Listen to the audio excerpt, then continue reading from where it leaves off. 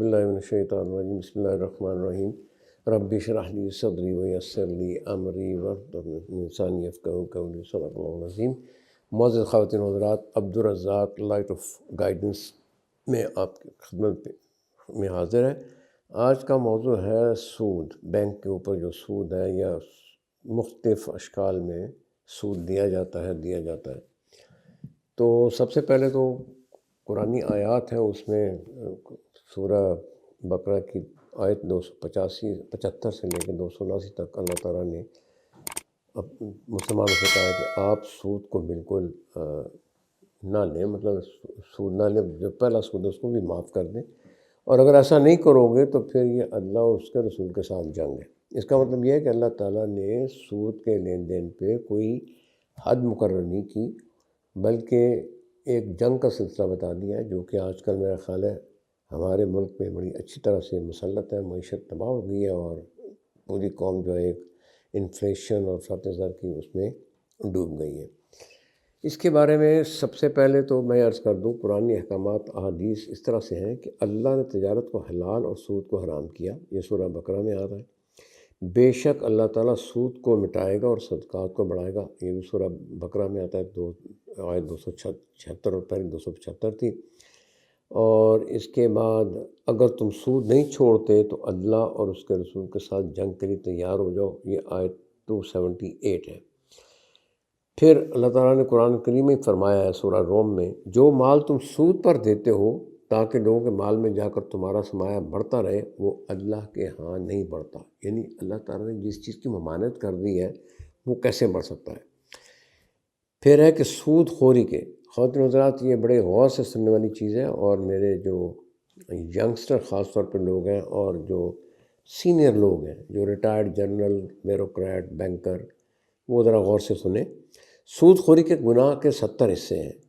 ان میں ادنا اور معمولی ایسا ہے جیسے اپنی ماں کے ساتھ بدکاری کرنا۔ تو اس میں میرا خیال ہے کہ ہماری پوری قوم کے جتنے بھی لوگ ہیں ان کو اس کے بارے میں سوچنا چاہیے۔ بلکہ ایک ہمارے جو مطلب ہے ڈاکٹر اسرار صاحب بہت مشہور عالم ہیں، وہ تو میرے خیال میں کئی ان کی ویڈیو اس میں یہی کہتے ہیں کہ سود جو ہے سور کھانے سے بھی 1000 گنا زیادہ اس کا گناہ ہے، اور پھر یہ زنا سے میرا خیال ہے 500 گنا زیادہ ہے، شراب پینے سے 2000 گنا زیادہ ہے۔ تو اس کا اتنی زیادہ اس کی سزا کیا ہے، اتنا کبیر اور اتنا خراب ہے۔ اس کی وجہ یہ ہے کہ یہ اللہ تعالیٰ نے اس کو اس لیے حرام قرار دیا کیونکہ یہ ایک کسی بھی ملک کی، کسی قوم کی، قبیلے کی معیشت کی جڑ ہے۔ اب جڑ اگر خراب ہو جائے گی تو وہ قوم نہ ترقی کر سکتی ہے، نہ اپنے کسی چیزوں کو سدھار سکتی ہے۔ پھر آیا یہ مطلب ہے حدیث میں آتا ہے کہ جس قوم میں سود اور بدکاری پھیل جائے وہ دنیا میں ہی مستحق عذاب ہو جاتی ہے۔ یہ مطلب ہے حدیث کو بھی ہم اتنی اہمیت نہیں دیتے ہیں، لیکن یہ سچ ہے بالکل، کہیں اگر آپ اس کو جائزہ لیں تو آپ کو سمجھ میں آ جائے گا۔ سود کا انجام قلت ہے، اگرچہ کتنا ہی زیادہ کیوں نہ ہو۔ سود کا ایک درہم جس آدمی کو جان بوجھ کر کھاتا ہے، سود کا ایک درہم جو آدمی جان بوجھ کر کھاتا ہے، 36 بار بدکاری کرنے سے زیادہ گناہ ہے۔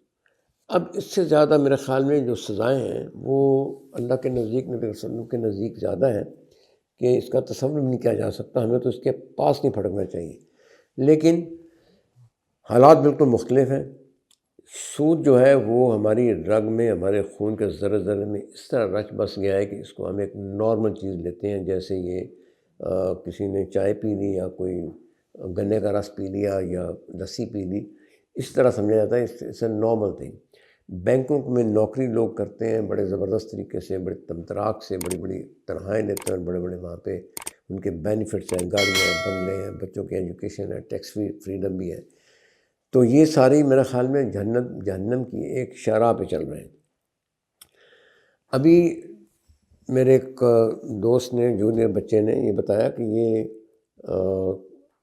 کوئی اور مبلغ ہیں، انجینئر صاحب ہیں، وہ کہتے ہیں میزان بینک جو ہے یہ اسلامی بینک ہے۔ تو میں ان کے ساتھ شدت سے اختلاف کرتا ہوں، کیونکہ اس میں اسلام کا نام و نشان نہیں ہے۔ میزان بینک میں اسلام کا نام و نشان نہیں ہے۔ میں نے اس کی بیلنس شیٹ کو ایز اے چارٹرڈ اکاؤنٹنٹ بہت ہی قریب سے انالائز کیا ہے، اسٹڈی کیا ہے، اور اس میں ایسی کوئی بات نہیں، کیونکہ اسلام میں سب سے پہلے تو جو ایکسچینج ہے چیزوں کا، کموڈیٹیز کا یا سروسز کا، اس کے لیے اسلام میں یا اسلامی ملکوں میں سونا، چاندی، کھجور، گیہوں، چاول اور نمک یہ اس کے میڈیم آف ایکسچینج ہے۔ یہ میزان بینک جو ہے وہ پیپر کرنسی میں مطلب آ گیا، اور وہ ساری چیزیں ان کی اپنی ایک خاص ویلیو ہوتی ہے، تو اس کے لیے مطلب ہے یہ ان کو سوچنا چاہیے کہ یہ واقعی اس پہ عمل کر رہے ہیں نہیں کر رہے ہیں۔ دوسرا، پیپر کرنسی وہ 2 روپے خرچہ ہوتا ہے اور وہ $100 کا نوٹ بنا دیتے ہیں یا 5,000 روپے کا پاکستانی نوٹ بنا دیتے ہیں، اس پہ بھی کوئی میرے خیال میں اسلام کا کوئی ٹھپا لگانے کی مطلب گنجائش نہیں رہ جاتی۔ تیسری چیز یہ ہے کہ یہ بینک اسلامی ہو یا غیر اسلامی ہو، مفتی اعظم پاکستان مفتی محمد شفیع صاحب مرحوم دارالعلوم کراچی، اور یہ والد گرامی ہمارے مفتی تقی عثمانی صاحب کے، ہمارے لیے بہت قابل احترام ہے، ہمارے بزرگوں میں آتے ہیں۔ بس انہوں نے کتاب مسئلہ سود میں صفحہ 145 پر فرماتے ہیں کہ چند سرمایہ دار مل کر ایک ادارہ سہوکاری قائم کر لیتے ہیں جس کا دوسرا نام بینک ہے۔ یہ لوگ مشترکہ طور پر سہوکاری کا کاروبار کرتے ہیں۔ شروع میں کام چلانے کے لیے یہ لوگ اپنا کوئی سرمایہ لگاتے ہیں، لیکن بینک کے مجموعی سرمایہ میں اس کا تناسب بہت کم ہوتا ہے، یعنی جو ان کا اپنا سرمایہ ہے وہ اگر 10 کروڑ ہے تو وہ 500 کروڑ پبلک کا پیسہ جمع کر کے بیچ میں اس کے خلط ملط کر کے پھر اس کو 10 گنا اور بڑھا کے پھر سود پہ دیتے ہیں،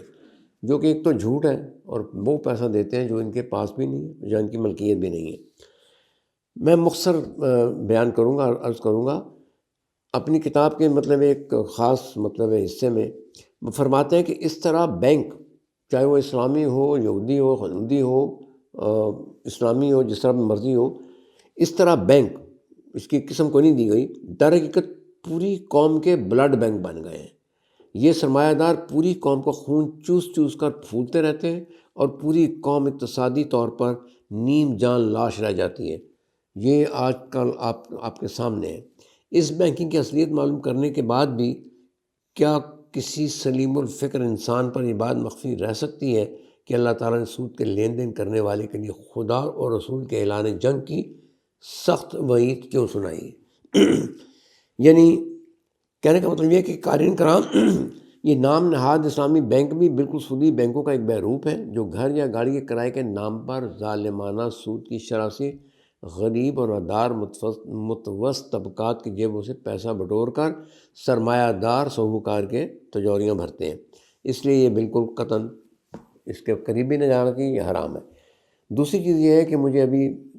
یہ میرے کولیگ نے بتایا ہے کہ یہ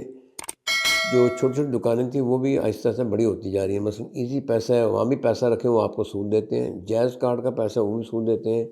بینک میں ظاہر ہے سیونگز اکاؤنٹ بھی ہیں اس پہ بھی سود دیا جاتا ہے، اور چوتھا جو ہے وہ FDR بھی ہوتے ہیں، کئی قسم کی اس میں باتیں انہوں نے شامل کی ہوئی ہیں۔ جو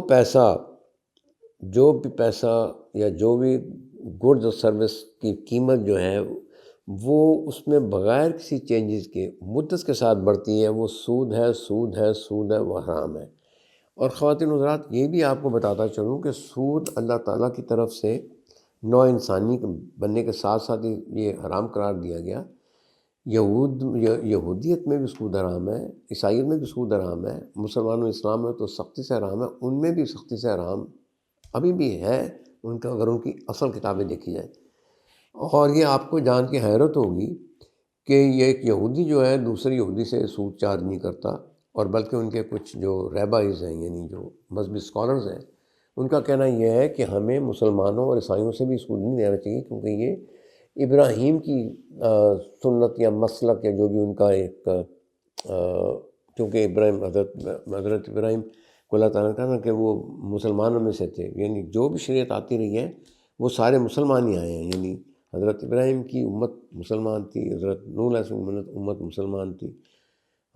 باقی جتنے بھی انبیاء کرام ہیں وہ حضرت موسیٰ کی بھی مطلب امت مسلمان تھی۔ تو میرا خیال یہ ہے کہ یہ آج کل کے ہمیں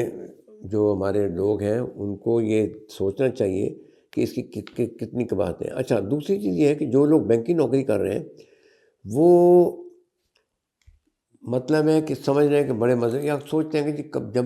نوکری مل جائے گی پھر چھوڑ دیں گے۔ اس کا انتظار نہیں کرنا چاہیے کہ اس کے اور بڑے نقصانات ہیں آپ کی زندگی میں، کئی چیزیں حادثات ہوتے ہیں، بیماری آ جاتی ہے، بچے بیمار رہتے ہیں، مثال کے طور پہ شادیاں نہیں ہوتی، اولاد جو ہے کئی جگہ اولاد نہیں ہوتی، کئی جگہ مطلب اسپیشل بچے پیدا ہوتے ہیں۔ میری آپ لوگوں سے گزارش ہے کہ جو لوگ سود میں پھنس گئے ہیں ان کو چاہیے اس سے توبہ کریں اور اپنی قیمتی اشیاء بیچ کر اپنا جلد از جلد اس کینسر سے نجات دلائیں، اللہ سے توبہ کریں، ورنہ دنیا میں ذلت و رسوائی ہوگی، آخرت میں جہنم کے لیے تیاری پکڑیں گے۔ اور انسان کو بھی عجیب چیز اللہ نے بنا دیا ہوا ہے، وہ جو ہمارے بزرگ یا سینئر سٹیزن ہیں وہ یہ پلی لیتے ہیں کہ جی میں تو سود کا بالکل حقدار اس لیے ہوں کہ میں بوڑھا ہوں، کمائی نہیں کر سکتا، میرے بچے سارے باہر چلے گئے ہیں، میں بیمار بھی ہوں، اور اس لیے اللہ کو نہیں پتہ میں کتنا مطلب اپاہج ہوں، بے کس بیکار لاچار ہوں، تو میرے لیے سود حلال ہے۔ یعنی یہ خود ہی اللہ تعالیٰ کے حرام کی چیز کو وہ خود ہی حلال قرار دے دیتے ہیں۔ ایسا اللہ تعالیٰ کو یہ چیزیں پسند نہیں ہوں گی۔ ہمیں چاہیے کہ اللہ کے احکامات کی پابندی کریں، اور رزق جو ہے وہ اللہ نے اپنا ذمہ لیا ہوا ہے، اس کے ذمہ ہے، وہ جیسے چاہے گا آپ کو پتہ نہیں کس طرح سے آپ کو رزق فراہم کرے گا۔ تو میرا خیال یہ ہے کہ جتنی چھوٹی چھوٹی سی چیزیں ہیں، یہ ایزی پیسہ، جائز پیسہ، سیونگز بینک اکاؤنٹ، اور یہ مختلف ہیلے بہانوں سے جو اسلامی بینک کا نام دے کے بھی سود دیا جا رہا ہے وہ مکمل طور پہ حرام ہے۔ میرے خیال میں اس سے بچا جائے تاکہ ایک انفرادی طور پہ اور ایک قومی طور پہ بھی اس کینسر سے ہم نجات حاصل کر سکیں۔ بہت بہت شکریہ جناب، انشاءاللہ تعالیٰ اگلے دنوں دوبارہ حاضر ہوں گے۔ اجازت دیجیے، السلام علیکم ورحمۃ اللہ۔